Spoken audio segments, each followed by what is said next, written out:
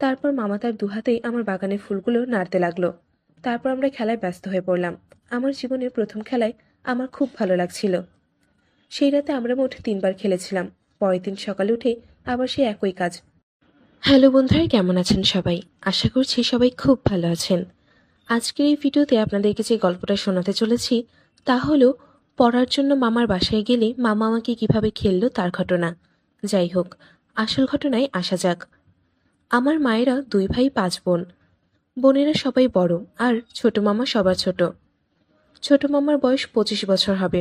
খুবই free mind আমাদের সাথে। সবার ছোট হয় মা খালা খুব আদর করেন তাকে। এবার আমার কথা বলি। আমরা 2 ভাই আর 2 বোন। আমরা থাকি নেত্রকোনায়। এখানে আব্বু চাকরি করায় তাই।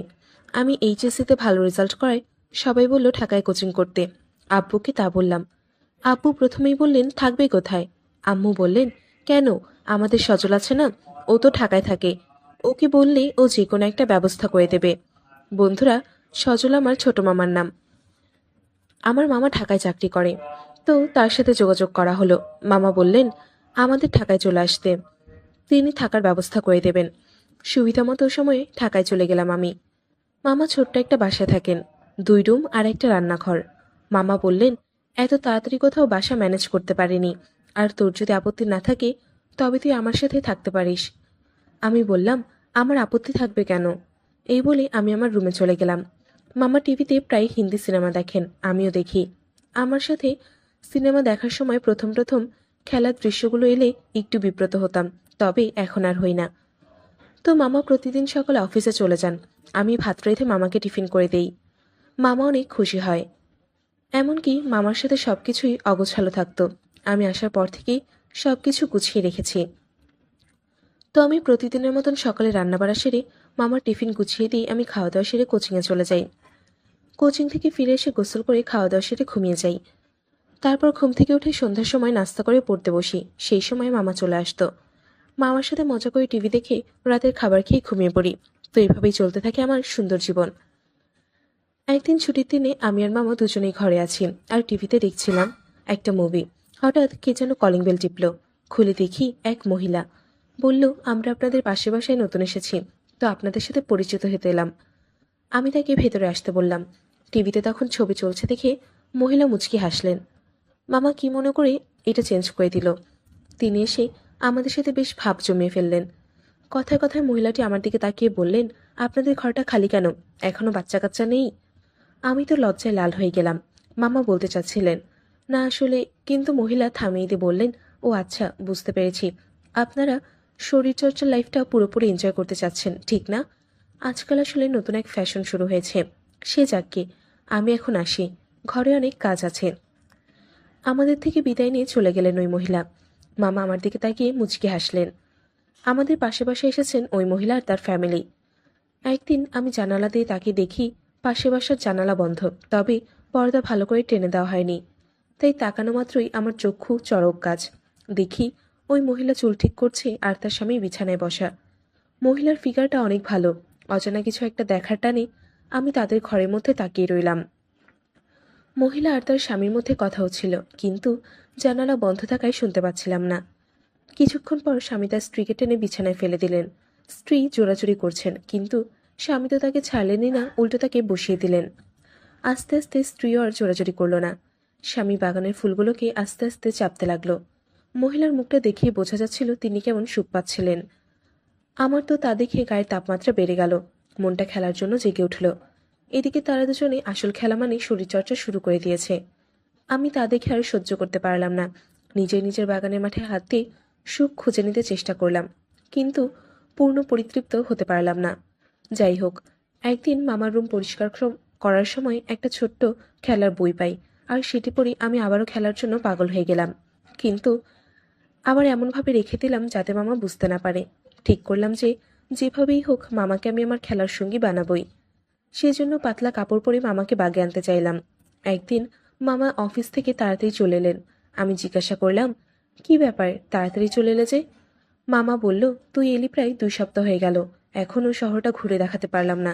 তাই চিন্তা করলাম ছুটি নিয়ে তোকে আজকে পুরো শহরটা ঘুরে দেখাই। আমি তো খুশিকে আটখানা। চোখে কাজল দিয়ে সেজেগুজে মামার মোটরসাইকেলে চড়ে আমরা বেরোলাম। আমি 2 পা 2 দিকে দিয়ে বসলাম। মামা বলল, মেরে এভাবে বসে না, 2 পা এক সাইডে দিয়ে বস।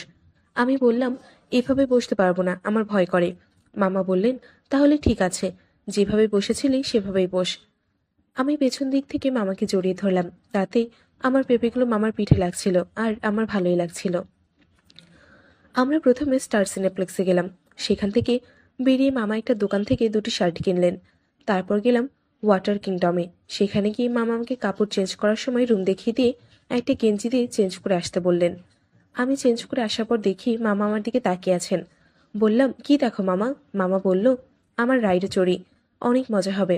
রাইডে চড়লাম, কিন্তু অনেক ভয় পেলাম, তাই মামাকে জড়িয়ে ধরলাম।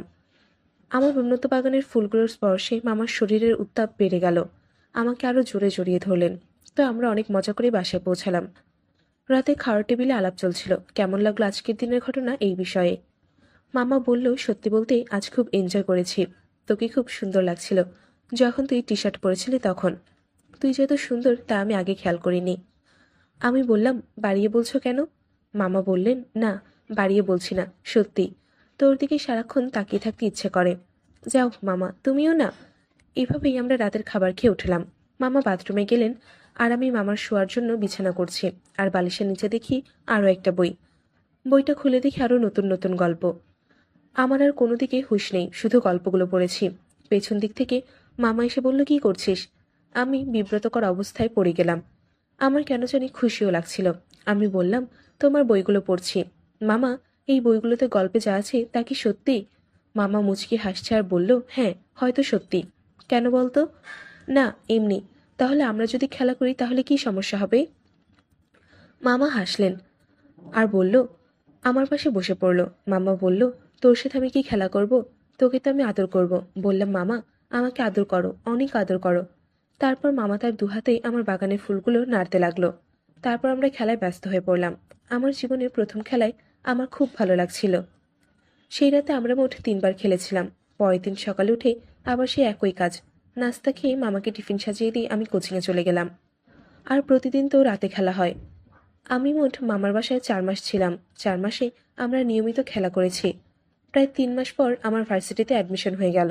আর এদিকে মামা আর দুজনে খেলেই চলেছি। আমার ছোট সাইজের বাগানের ফুলগুলো মামা বড় সাইজের করতে খুব বেশি সময় নিলেন না। এখন আমি এখান থেকে আরো 4 বছর থাকবো। এভাবেই চলতে থাকলো আমাদের দিনগুলো। তো বন্ধুরা, কেমন লাগলো আজকে গল্পটা? এইরকম মজার মজার গল্প পেতে আমার চ্যানেলটা সাবস্ক্রাইব করে আমার পাশেই থাকবেন। আর আমাদের চ্যানেলের ভিডিও সবার আগে পাওয়ার জন্য চ্যানেলটি সাবস্ক্রাইব করে নোটিফিকেশন অন করে রাখবেন। তাহলে সবার আগে আপনাদের কাছে ভিডিওটা চলে যাবে। ভিডিওটা ভালো লাগলে অবশ্যই লাইক করে আপনার বন্ধুদের সাথে শেয়ার করতে ভুলবেন না। আজকে ভিডিওটা ছিল এই পর্যন্তই। দেখা হচ্ছে আগামীকালের আরো একটা নতুন ভিডিওতে।